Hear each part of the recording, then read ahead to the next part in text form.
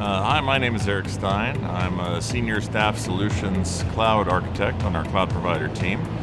I've been working with the hands-on labs focused on the Cloud Director lab specifically for the past 7 years. And today we're talking about VMware Cloud Director 101. Well, this lab was built really to showcase Cloud Director, give users the basics of navigating Cloud Director, building out virtual data centers, but also seeing how Cloud Director interacts with our other products like NSX, vSAN, operations. The user would be anybody looking at using Cloud Director, or if they've been using Cloud Director but not necessarily integrating it with our other products, and seeing how those products do integrate with Cloud Director. So every year we release a new refresh, and actually the Cloud Director 101 lab hasn't been around for a couple of years just due to the way our dev cycles work.